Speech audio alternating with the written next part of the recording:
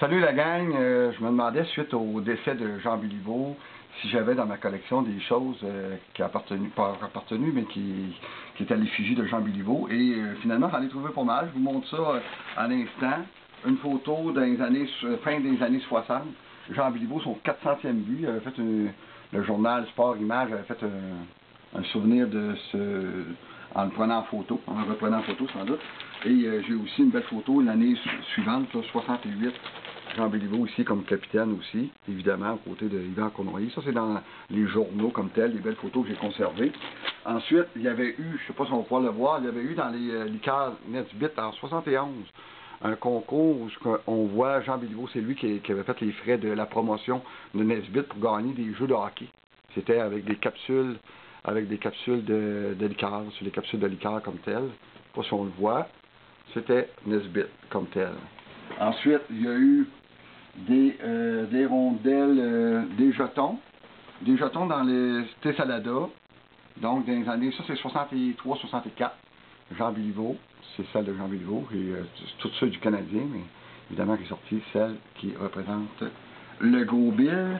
Il y avait eu dans les années, je pense que c'est 55, c'est ici, là, je l'avais bien vu, un petit livre qui avait sorti sur le maniement du hockey.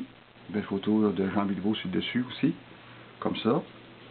Il y avait eu, en 1971, SO avait sorti une promotion où, en allant faire le plein, on remettait des timbres, je pense que c'était 6 timbres qu'on avait pour chaque plein d'essence. Jean Béliveau est ici le premier. Ça ici. Toute l'équipe du Canadien qui était là. Il y avait ça. J'ai aussi une revue, mais en fait, c'est pas à moi, j'ai lu ça dans un... C'est mon ami Yves Dufour qui avait ça. Il ne savait pas peut-être, il y a une belle revue de Jean Béliveau. C'est dessus, un beau souvenir. Ça. J'ai une petite carte ici, comme ça. Ça, ça fait pas longtemps que c'est sorti, là. Ça a été fait là, en honneur du 100e du Canadien, donc le chandail retiré de Jean Béliveau. Rapidement, j'ai aussi des belles cartes ici. Aujourd'hui, Stéphane Laporte parlait de ces cartes-là qu'il y avait de Jean Béliveau. Une de ses dernières cartes, comme telle, Jean Béliveau. Et un petit peu plus loin, c'est de trouver, juste ici, rapidement, juste là.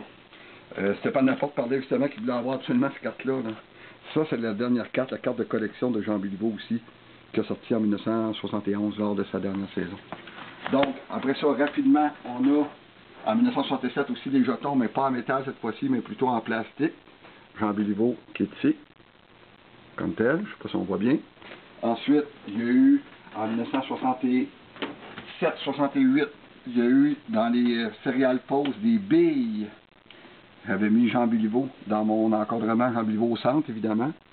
Jean Béliveau ici. C'est une des billes qui vaut le plus cher dans toute cette série-là de 30 billes, 15 de chaque équipe. 1964, il y a eu Coca-Cola qui ont mis les figures des joueurs sur les capsules de Coca-Cola et Jean Béliveau Jean Béliveau ici, juste là, 4e dans cette série-là, numéro 4, 4e, comme ça.